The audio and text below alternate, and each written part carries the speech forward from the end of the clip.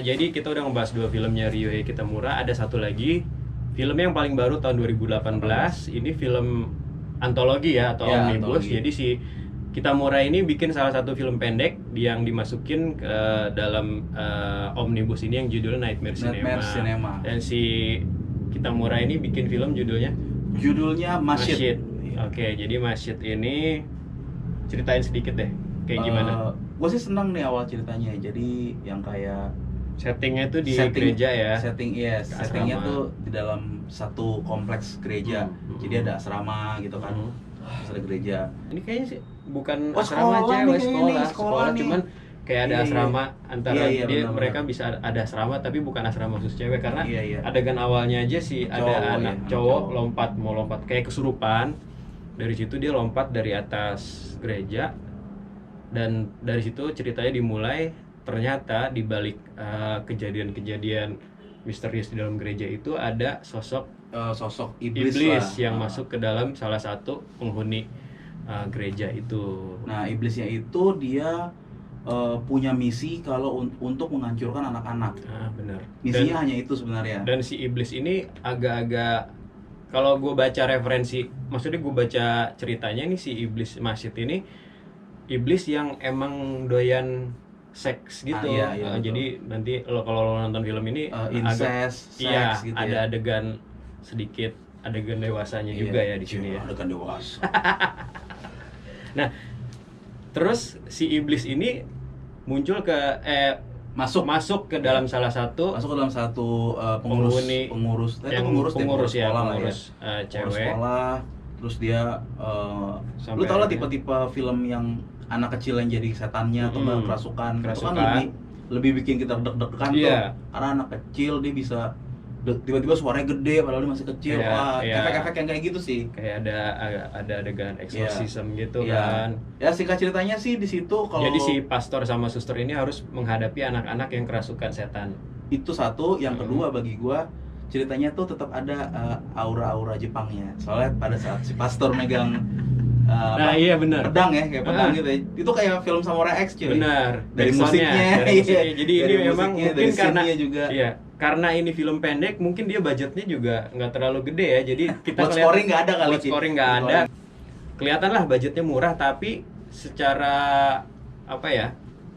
Menurut lu gimana film ini? Bagus ya? Gue sih dari setnya, gue suka sih setnya. Dia nggak terlalu banyak membentuk set, karena kan udah dia kayak sewa tempat. Cuman di situ doang ya. Perkiraannya gitu ya, perkiraan gue gitu. Terus dari sisi cerita juga to the point aja. Jadi kesurupan, terus membunuh dan ya segala macam berhubungan dengan itu deh. Nah, dicari tahu lah sama suster dan pastor. Dicari tahu akhirnya menemukan sosoknya siapa. Sama yang kita bilang tadi, si Ryuhei Kitamura ini nggak peduli anak kecil atau siapa, ini sama di sini akan ada lu ngeliat adegan anak kecil dibantai sama si pastornya ini.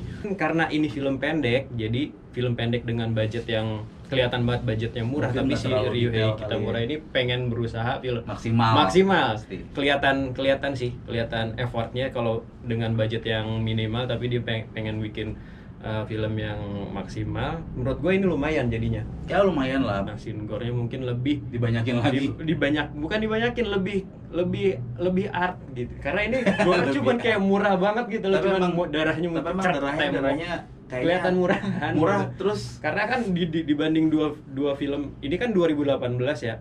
Tapi bisa jadi ini mungkin karena 2018 mungkin ini filmnya dibikin lebih jadul stylenya. Bukan, mungkin gue belum dapat info kalau si film Masjid ini apakah dibuat pada tahun 2018 juga atau cuman dirilis tahun 2018. Benar.